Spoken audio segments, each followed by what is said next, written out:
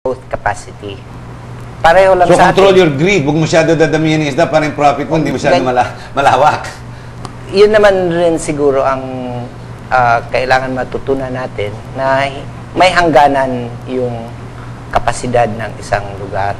Diba? Pero a businessman, you cannot, the insatiable appetite for profit is limitless. Alam mo naman, Precisely. ang negosyante kung kaya mong banata. So, dapat yan regulation side government. So, yung mga mayors, dapat kailangan turuan natin ng biodiversity. Actually, yes, that's the point Hindi bigyan ka ng bigyan permit, accept ng taxes. Yeah, actually, this is a good entry point for the new administration. That maybe they should develop their own environmental platforms at their own level, sa local, sa national, sa provincial, and so that they understand awareness, awareness, and then awareness of the dynamics of the marine environment. Na like what Perry was saying, na dapat they should be aware na meron carrying capacity. Dapat naintindihan nila kung anong ibig sabihin ng carrying capacity. Alam nila dapat yan ang sustainable sinasabi niyo po. Anong ibig sabihin ng flow ng tubig. Na, syempre, kahit nagpo-flow ng tubig, ano ba yung water quality? Dapat siguro naintindihan nila yun. So, maraming technical na bagay na pwedeng iparating naman ng academic sector So, doon tayo nagkukulang naman. The academic sector naman is able and willing to impart information. Yeah, and the link should be established. And that's also one of the roles of the new government that we should be expecting. I-link so establish the link, the education, the awareness to local government para maintindihan naman nila. Yung sinasabi mo nga na kaya nga hindi nga nalang tinatawag environmental management pero environmental governance because kaya sa sinasabi mo na may mainstream yung environmental information at timely and informed decisions are made. Yeah. Because minsan, kung yung information tapos na, hindi na magagamit. So that's why actually in environmental governance, it requires also environmental awareness and what to do at a timely manner. And sino ang accountable to make those decisions responsibly. You know, it's sad. Making decision-making a participatory process. Participating yung mga technical people and it doesn't, decisions are not made discretionarily. Meaning to say, not based only on your interests, but taking into account the different stakeholder interests. So that's why. It's interesting that government and leadership pleads ignorance to issues like this now that we're bringing out. If we have environmental disasters, what happens is the government, the leaders, the regulators plead ignorance because it's not a priority. So here we go back and forth again. If the academe is willing to help, should not the academe go out, be more forceful in trying to reach out, or should it be government the other way around? Both ways siguro because the academe has been reaching out, matagal na. They have projects on environmental governance, they do the research and they make the research available. Now it's just the uptake of the outputs and the recommendations of these researchers that are not really being very effectively taken on by the local governments. Yun siguro kasi baka wala rin silang oras o hindi nila naintindihan o hindi nila alam kung paano makipag-ugnayan. So that's why I said that the missing link there is the person or the organization or the government that puts it together. Ladies and gentlemen, as we go on, we're going to have to take a short break, Doctora. First of all, I think it's due time we give respect and thank you first, the Center of ASEAN of Biodiversity, that brings these issues right on, at least on this program. At least I think I'm doing my social corporate responsibility or social national responsibility in bringing out issues like this to generate awareness.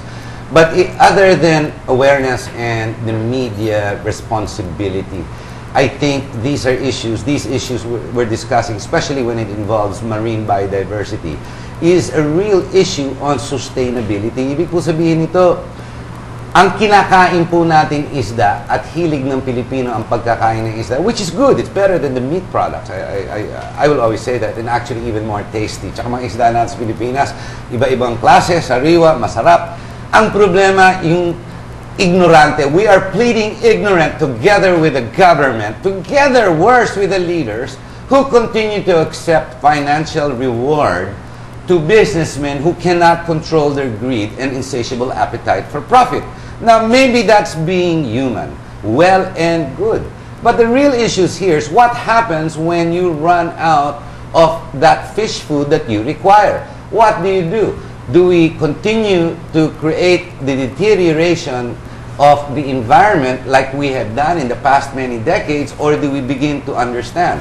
So obviously what we've discussed in this first half of the program is already the missing link on basically the information and the awareness that you and I require with respect and respecting our marine biodiversity. So I guess these are two different issues. Now we'll take a short break. When we get back, let's tackle some other issues that have become newsmakers. Remember about 2 weeks ago there was a fish kill somewhere in the north. Then you also have the yearly annual red tide. Then you have what you call dynamite whatever. Then you have what you call La Nina or El Nino. Climate change, how it affects the marine biology. And then the way we dirty or we pollute our environment and the coastal areas. Alam mo, all of these issues are real great concern. Now, if you say to me you don't care for that and you're okay with just land, I mean, huwag mo kalimutan po, no? The world, Mother Earth, basically is 70% water. So unless you are a man from the moon and an alien, don't watch. But we'll be right back.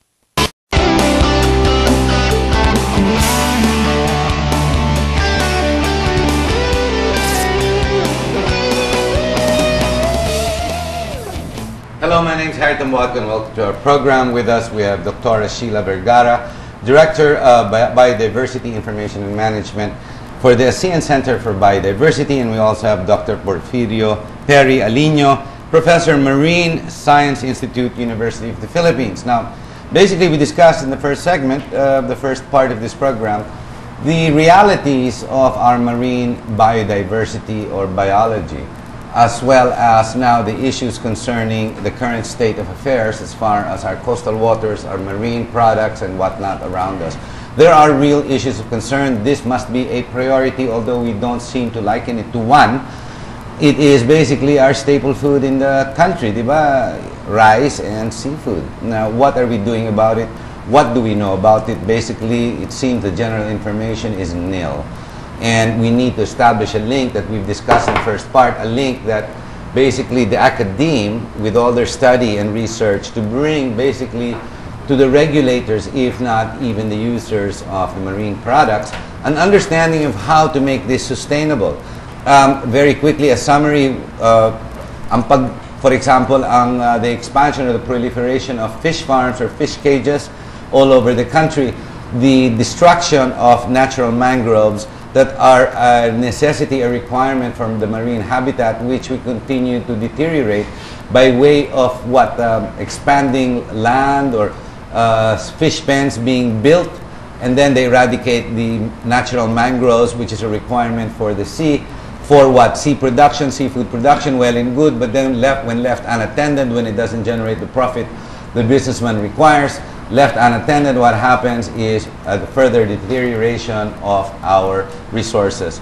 So I guess let's take it from there. Where exactly are we now? Let's expand, Doctora. Anong maganda? You have a film clip for us. Maybe you can explain what this is and what we're going to go through.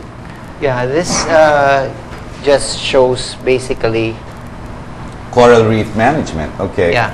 You will notice that in the Philippines there are 10 times more diversity of fish. Maybe we can take out the title head. So, tanggalin muna natin to para yan, okay, there we go. So, what do we have here? You will see here that this is a managed reef like Tubataha, yes, wherein has around greater than 50 tons of That's per fantastic. square kilometer. This is what we have lost. There are only around less than 5% of this productivity in many of the reef areas, for example, as compared to before. Nawala na. Nawala na, no? And you will notice that, for example, ito yung sinasabi natin na center of the center